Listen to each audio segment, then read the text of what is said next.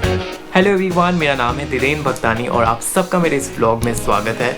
आज मैं बात करने वाला हूँ टर्की ऑन बजट के बारे में, बट उससे पहले मैं आप सबका तहे दिल से शुक्रिया अदा करना चाहता हूँ because now we are a family of 20,000 subscribers. So thank you so much. बस ऐसे ही अपना सपोर्ट बरकरार रखें। वैसे आप में से कई लोग मेरे साथ टर्की वीडियोस के थ्रू ही जुड़े हैं एंड उनमें से बहुत लोगों को बहुत सारे सवाल थे, जैसे कि व्हाट अबाउट फ्लाइट टिकट्स, ये बताएं एयर टिकट्स का प्राइस क्या होगा, टोटल बजट कितना होगा एंड बहुत कुछ। सो इस वीडियो में मैं कोशिश करूँगा कि मैं अपने सारे एक्सपेंसेस बताऊँ एंड साथ ही साथ एक आइटिनरी भी दूँ ताकि आपको टर्की प्लान करने में बहुत ज़्यादा आसानी हो।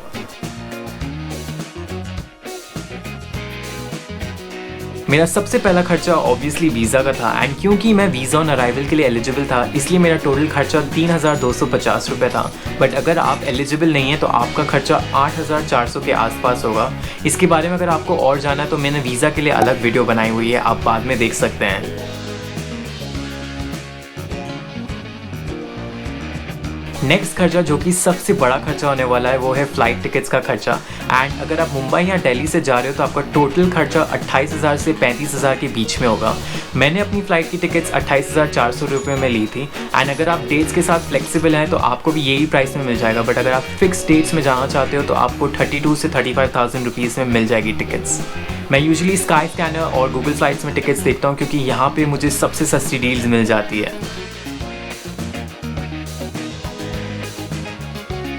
बिलीव इट और नॉट पर मेरा हर रोज़ का एवरेज अकोमोडेशन का खर्चा सिर्फ 800 रुपये था और वो इसलिए क्योंकि मैंने अपनी सारी बुकिंग्स मोस्टली एंड मिनट की थी एंड मैं यूजुअली एयरबीएनबी या हॉस्टल्स प्रेफर करता था।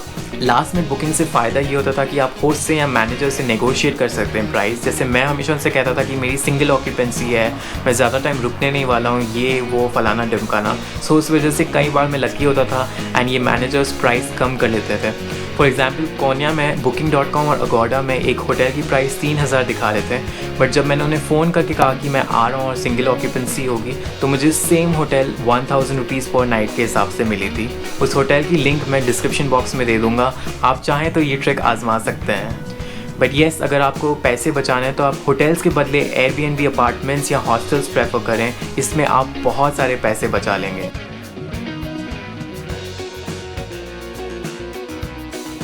सिर्फ कैपिटोकिया में रूम्स थोड़े एक्सपेंसिव होते हैं, वहाँ पे पर नाइट आपको मिनिमम 3,000 से 4,000 रुपये खर्चे करने होंगे।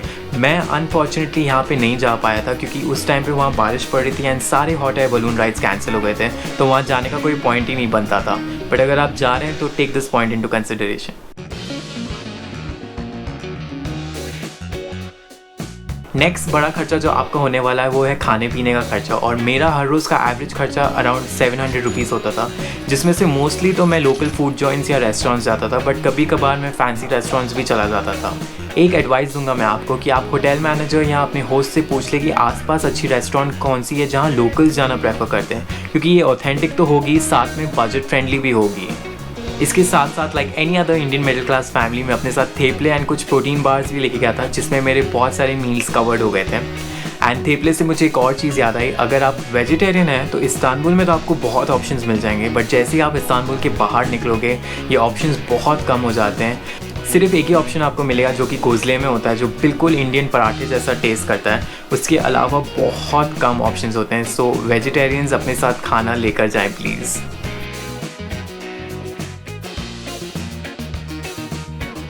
इसके बाद आता है ट्रांसपोर्ट का खर्चा, यानी एक शहर से दूसरे शहर जाना। एंड टर्की में बसेस में ट्रैवल करना बहुत ज़्यादा इजी, कन्वीनियंट और कंफर्टेबल है। आप चाहें तो 1-2 दिन पहले बुकिंग कर सकते हैं या डायरेक्टली बस स्टैंड जाके बुकिंग कर सकते हैं। मैं हमेशा बस स्टैंड जाके डायरेक्टली टिकट्स ले लिया करता था। एंड आप अगर 4-5 सिटीज़ कवर कर रहे हैं तो टोटल खर्चा उसका 5,000 रुपये होगा। अगर आप कैपिटोकिया जा रहे हैं तो मैं सजेस्ट करूँगा कि आप इस्तांबुल से कैपिटोकिया की फ़्लाइट ले लें, जिसके लिए एक्स्ट्रा 3-4 हज़ार रुपये लगेंगे। सो टोटल खर्चा आपका इसमें कुछ 8,000 होगा। बट टर्की में बसेस में ट्रैवल करना बहुत ज़्यादा कन्वीनियंट होता है, बहुत स्पेशियस होती है बसेस, बहुत ज़्यादा क्लीन होती है एंड इसमें आपको कुछ स्नैक्स भी देते हैं। एंड अगर आप प्रीमियम बस सर्विस चूज़ करते हैं अपने लिए तो उसमें आपको पूरा नाश्ता देंगे। सो बिल्कुल बिना किसी हेजिटेशन के आप बसेस यहाँ पे चूज़ कर सकते हैं। अगर आप ग्रुप में जा रहे हैं या ये खर्चा आपको और कम करना है तो आप गाड़ी भी रेंट कर सकते हैं, बट उसके लिए आपको इंटरनेशनल ड्राइविंग परमिट चाहिए रहेगा।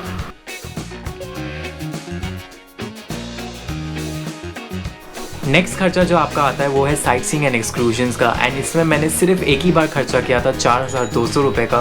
वो था म्यूज़ियम पास में, क्योंकि इस म्यूज़ियम पास में हज़ारों museums and archaeological sites included है। एक बार अगर आप ये पास ले लेते हो उसके बाद आपको और कुछ खर्चा करने की ज़रूरत ही नहीं, क्योंकि एज आई सेड इसमें हज़ारों museums and archaeological sites included है, एंड वो भी पॉपुलर साइट्स जैसे कि पमुक्कले, एफिसस, हाया सोफिया, टोपकापी पैलेस, हाया इरीन एंड और भी बहुत सारे फेमस वाले साइट्स।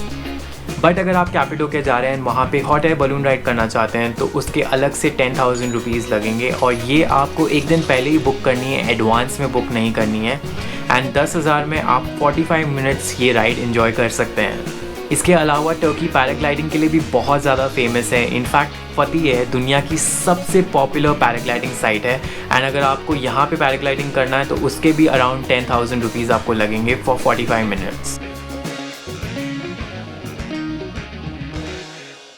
इसके बाद आता है सारा यहाँ वहाँ का खर्चा, जैसे कि SIM, insurance, exchange fees, tip वगैरह देना। तो इसमें मेरा टोटल जो खर्चा हुआ था वो था लगभग 3,000 रुपयों के बीच में।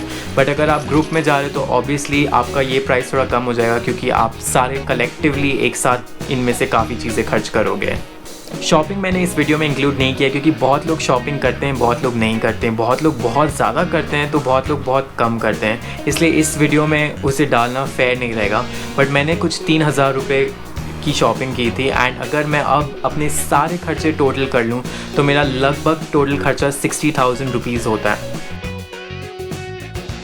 नाउ आई नो हम ट्रैवलर्स तो कह देते हैं कि ये करो ये करो ये करो तो आपका बजट बिल्कुल नीचे आ जाएगा, बट बहुत बार ये पॉसिबल नहीं होता है, स्पेशली जब आप फैमिली के साथ ट्रैवल कर रहे होते हो या आपका 9 to 5 जॉब होता है। इसलिए मैंने ये कंपैरिजन चार्ट बनाया है जिसमें आपको पता चल जाएगा कि मिनिमम बजट ट्रैवलिंग का कितना चाहिए रहेगा और मैक्सिमम बजट टर्की ट्रैवलिंग का कितना चाहिए रहेगा based on your comfort level. Now obviously मैं भी बहुत कम खर्चे में कर पाता अगर मैं हिच हाइकिंग करता या काउच सर्फिंग करता, बट पर्सनली मैं हिच हाइकिंग के कॉन्सेप्ट से इतना कंफर्टेबल नहीं हूँ, ना ही मैं काउच सर्फिंग के कॉन्सेप्ट से इतना ज़्यादा कंफर्टेबल हूँ। Like one of is fine, but पूरा ट्रिप मैं पूरा काउच सर्फिंग में नहीं कर सकता। सो आई होप कि आपको अंदाज़ा लग गया होगा कि कितना खर्चा लगता है। मैंने 10 दिन में अराउंड 60,000 रुपीज़ खर्च किए हैं। अगर आप फैमिली वगैरह के साथ जा रहे हो, थोड़ा कंफर्टेबली घूमना चाहते हो तो आपका 70 से 90 हज़ार रुपयों के बीच में खर्चा होगा। एंड अगर आप बहुत ही एक्सट्रीम ट्रैवलर हैं, hitch hiking and couch surfing करते हो तो आपका मिनिमम या मैक्सिमम खर्चा कुछ 40,000 रुपयों के आसपास भी हो सकता है। अब जो कि बजट की बात हो गई है, let's talk about my itinerary. आप पहले 2 दिन इस्तांबुल में रुक सकते हैं। इनफैक्ट अगर आप कोई भी कंट्री जाते हैं तो सबसे पहले आपको वहाँ की कोई मेजर सिटी में ही रुकना चाहिए ताकि आपको उस कंट्री का थोड़ा बहुत अंदाज़ा लग जाए। उसके बाद आप फ़्लाइट लेकर कैपिटोकिया जा सकते हैं, वहाँ पे 1 दिन बिता सकते हैं। नेक्स्ट डे सुबह हॉट एयर बलून राइड कर ले एंड वहाँ से कोन्या के लिए निकल जाए। अगर आप रूमी में मानते हैं या रूमी की टीचिंग्स में मानते हैं तो आपको कोन्या डेफिनेटली विज़िट करना चाहिए। मैं भी वहाँ पे गया था। अगर आपको इस शहर के बारे में कुछ और जानना है तो मैंने अलग से इस पे वीडियो बनाई हुई है, आप बाद में देख सकते हैं। 5th और 6th डे आप अंटालिया में स्पेंड कर सकते हैं। अंटालिया एक रिजॉर्ट टाउन है। पहले दिन पे आप सिटी के अंदर ही साइट सीइंग कर सकते हैं एंड दूसरे दिन सिटी के आसपास बहुत सारे मेजर साइट्स हैं जहाँ पे आप जा सकते हैं एंड ये सारी साइट्स म्यूज़ियम पास में कवर्ड हैं। 7th डे पे आप पमुक्कले जा सकते हैं via Denizli and 8th day पे आप सुबह जल्दी उठ के पमुक्कले कवर कर सकते हैं एंड फिर वहाँ से ही निकल सकते हैं एफिसस के लिए। 9th डे पर सुबह जल्दी उठ के आप एफिसस घूम सकते हैं एंड फिर आपके पास 2 ऑप्शन है, या तो आप वो दिन इज़मिर में बिता सकते हैं या आप उसी दिन इस्तांबुल के लिए निकल सकते हैं। एंड लास्ट के 2 दिन आप इस्तांबुल में स्पेंड कर सकते हैं जहाँ पे आप शॉपिंग कर सकते हो एंड बाकी की टूरिस्ट साइट्स जो रह गई हो वो कर सकते हो। एंड शॉपिंग के लिए मैं एक टिप देना चाहूँगा, अगर आप ग्रैंड बाज़ार या स्पाइस मार्केट से शॉपिंग करने का सोच रहे हैं तो उसके बीच में एक बहुत बड़ी ओपन मार्केट है जहाँ पे प्राइसेस बहुत ज़्यादा कम होते हैं एज़ कम्पेयर टू ग्रैंड बाज़ार and spice market. So definitely consider that. मैं तो कहूँगा कि आप पहले वो ओपन मार्केट देख लें, उसके बाद ग्रैंड बाज़ार और स्पाइस मार्केट जाएँ ताकि आपके पैसे कुछ बच जाएँ। इसके अलावा अगर आप अपनी ट्रिप एक्सटेंड करना चाहते हो या कुछ ऑफ बीट प्लेसेस करना चाहते हो या कुछ और करना चाहते हो तो मैंने और बहुत सारी आइटिनरीज बनाई हुई हैं जो आपको डिस्क्रिप्शन बॉक्स में मिल जाएंगी। ये वाली आइटिनरी बहुत पॉपुलर है, इसमें सारे मेजर टूरिस्ट अट्रैक्शंस कवर्ड हैं। बट बहुत लोगों को कुछ अलग करने का शौक भी होता है। So check that out if you want to. And इसी के साथ ये वीडियो यहीं ख़त्म होता है। अगर आपको ये वीडियो यूज़फुल लगी तो प्लीज़ लाइक करें इस वीडियो को। एंड मैं ये नहीं कह रहा हूँ कि आप अभी ट्रैवल करें, ऑब्वियसली अभी ट्रैवल करने का कोई पॉइंट नहीं है, ये फ्यूचर रेफरेंस के लिए है, तो इसे सेव करके रखें एंड अपने फ्रेंड्स के साथ शेयर करें या किसके साथ आप ट्रैवल करने वाले हो उसके साथ शेयर करें। एंड मोस्ट इंपॉर्टेंटली, अगर आपने मेरे चैनल को सब्सक्राइब नहीं किया है तो please do subscribe to my channel. I am going to see you next time. तब तक के लिए take care and have fun.